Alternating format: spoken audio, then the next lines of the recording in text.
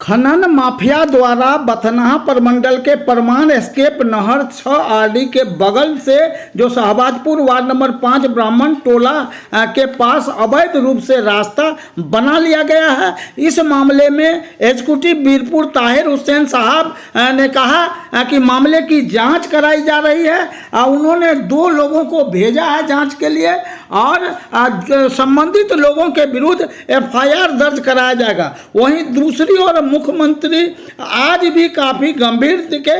मुख्यमंत्री सचिवालय और मुख्य सचिव बिहार ने मामले को गंभीरता से लिया। रेणु माटी क्षेत्र में खनन का और इसके ऊपर ढेर सारे अधिकारियों को मामला अग्रसारित किया है। कुल मिलाकर के ये कहा जा सकता है कि अवैध खनन रेणु माटी में सरकार की अब वक्र दृष्टि है, कार्रवाई तेज कर दी गई है।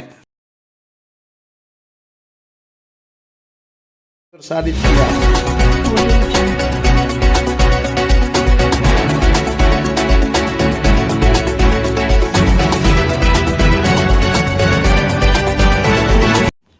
सिंचाई प्रमंडल बथनाहा के अंतर्गत परमान एस्केप नहर 6 आरडी के पास क्षतिग्रस्त कर अवैध रूप से रास्ता बनाए जाने के मामले में जो जेई हैं ताहिर साहब ने कहा कि इस मामले की जांच के लिए उन्होंने नागेंद्र कुमार भारती और एक अन्य राकेश मंडल को भेजा है। रिपोर्ट आने के बाद जो अवैध कार्रवाई करने वाले लोग हैं उनके विरुद्ध प्राथमिकी दर्ज कराई जाएगी।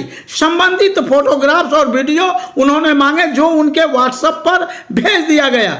तो सवाल उठता है कि आखिर एक तरफ जल संसाधन विभाग तटबंधों की मरम्मत व मजबूती का काम शुरू कर दिया है। 15 मई से पहले सरकार के निर्देश के मुताबिक जल निकासी और बाढ़ से बचाव के हर इंतजाम 31 मई से पूर्व कर लेने हैं। लेकिन बथनाहा प्रमंडल में जो एस्केप नहर 6 आरडी के पास अवैध रूप से काट दिया गया है, इसके विरुद्ध अब विभाग एफआईआर दर्ज करेगा, ऐसा जेई ताहिर हुसैन साहब बीरपुर ने कहा है।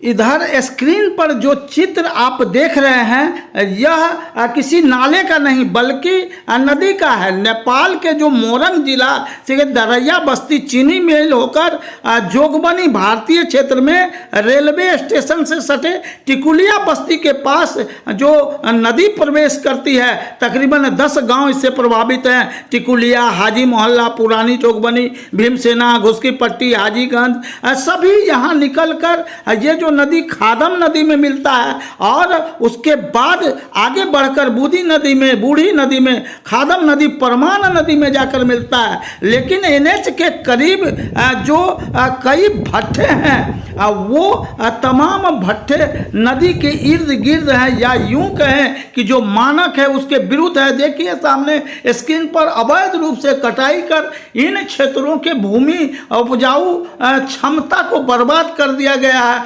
भूमि पर बड़े बड़े गड्ढे हैं। अवैध रूप से खनन विभाग और पुलिस की मिलीभगत से दिन दहाड़े जो यहाँ तकरीबन 2 दर्जन ईंट भट्टा संचालक हैं वो यहाँ के भू संपदा का खनन कर रहे हैं। और इस क्षेत्र के लोग 2017 में 43 लोग एक ही जगह डूब कर मर गए थे। यही वो क्षेत्र है और इन क्षेत्रों में जो कटाई होते लोग जमीन बेचते हैं दलालों के हाथ, बिचौलियों के हाथ, और जो मानक प्रक्रिया है उससे भी अधिक अवैध रूप से कटाई होती है।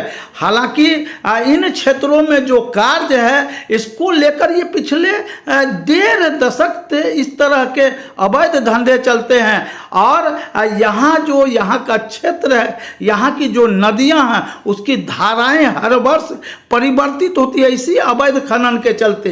तो जो भू संपदा है उसको रेणु माटी में अररिया क्षेत्र में केवल शोधन किया जाता है, दोहन किया जाता है। चंद रुपये के लोभ में गरीब व बेबस लोग अपनी भूमि को बिचौलियों के हाथ बेच देते हैं और उनके द्वारा तब चालू होता है यह सभी खेल जो तकरीबन 2 दर्जन ईंट भट्टा के संचालक है उनके द्वारा किया जाता है।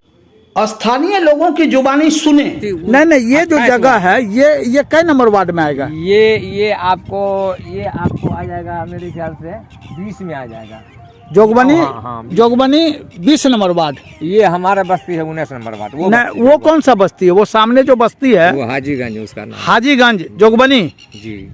तो ये यहाँ बाढ़ आता है? बाढ़ आता है कि हर बार आता है? हर बार आता है। अच्छा, बाढ़ आता है तो यहाँ जहाँ खड़े हैं वहाँ कितना पानी आता होगा? यहाँ तक कसम आदमी डूब जाएगा। डूब जाएगा? यानी जहाँ खड़े हैं इससे भी 5-6 फीट ऊपर? ना 5-6 फुट नहीं, आदमी डूब जाएगा बस। तो 5 फीट ऊपर। तो जब बाढ़ आएगा तो ये जो गड्ढा किए हुआ है, खनन किया हुआ, ये सब तो मिट्टी फिर से लेवलिंग हो जाएगा? हाँ, तो बाढ़ आता है सब भर जाएगा। ये भर जाएगा? भर जाता है, भर ये जाता है तब ना ये लोग बार जमीन मालिक सब कटाता है अपना। अच्छा, जमीन मालिक सब इसको बेचता है और उसको लोग खरीद के अपना ये भट्ठा में देता है। भट्ठा? कौन बगल में कौन भट्ठा है? सोना भट्ठा। सोना भट्ठा?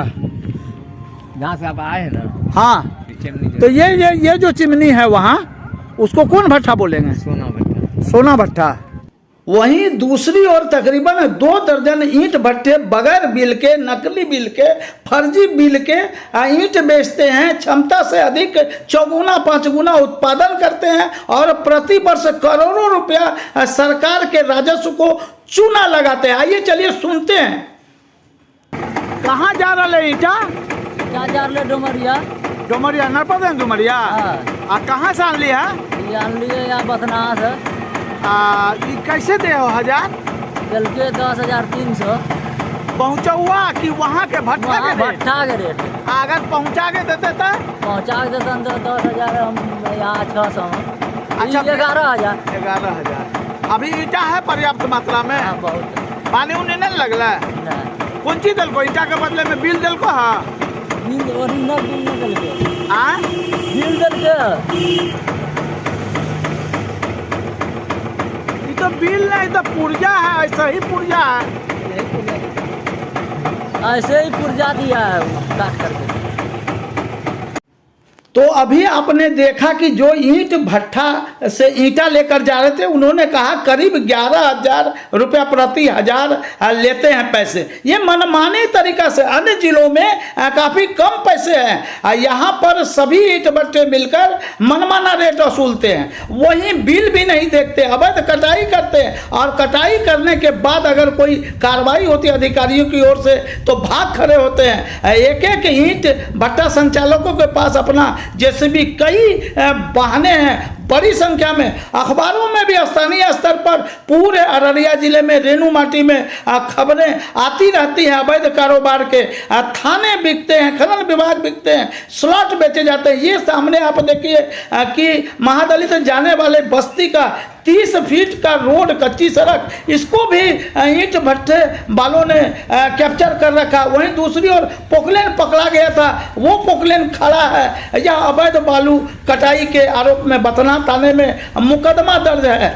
तो इस तरह की तमाम बातें सामने आ रही है। नदियों के किनारे आप देखिए धूल उड़ रहे हैं, अवैध रूप से दिन दहाड़े खनन हो रहे। रेणु माटी क्षेत्र में अररिया जिले में मुख्यमंत्री नीतीश कुमार ने आज भी इसे गंभीरता से लिया। लगातार कार्रवाई के लिए इन लोगों के द्वारा मामला अग्रसारित किया जाता है, लेकिन दिन दहाड़े जो कटाई हो रहा नहरों के किनारे, नदी के किनारे, 7 नदियों पर कहा जा रहा है कि लोगों ने कैप्चर कर लिया है। किसलाई नदी, बूढ़ी नदी, चेंगा, मारी धार, मतुआ नदी, खादम नदी, ये तमाम परमान नदी में गिरते हैं। वहाँ पर दिन दहाड़े कटाई होते हैं, जेसीबी लगाकर, पोकलेन लगाकर, और धूल उड़ाते हुए लोग माइनिंग से कागज लेते हैं। समय अवधि समाप्त होने के बाद भी अवैध रूप से कार्य चल रहा होता है, लेकिन खनन विभाग को इससे मतलब नहीं है। नदियों के किनारे, धारों के किनारे, परमान के किनारे, विद्यालय के किनारे 200 जो जन सरोकार के चीज़ें हैं, एनएच के किनारे, इनके किनारे जन सरोकार के चीज़ों से 200 मीटर दूरी पर ऐसे भट्टे होने चाहिए। लेकिन ये देखिए मीरगंज का पुल है, पुराना पुराना स्क्रू पुल है, परमान नदी है, इससे सटे ईंट भट्टा चल रहे हैं, बगल में विद्यालय है। तो इस तरह के तमाम मानक के विरुद्ध जो कार्य चलते, इसमें अधिकारियों की सहमति है, मिलीभगत है, पुलिस विभाग, खनन विभाग, सभी लोग मिले हुए। रेणु माटी क्षेत्र में बाढ़ को लेकर जितनी भी तैयारी की जा रही है वो सभी तैयारी रेणु माटी में फैल है। गांव और शहरों में वर्षा पूर्व तैयारियों के जो सरकार ने सभी डीएम और नगर आयुक्तों को पत्र भेजा है, उसका असर अररिया जिले में देखने को नहीं मिल रहा है। 31 मई तक बाढ़ से बचाव के हर इंतजाम करने के विरुद्ध कार्य संपादित होते हैं, यह जांच का विषय है।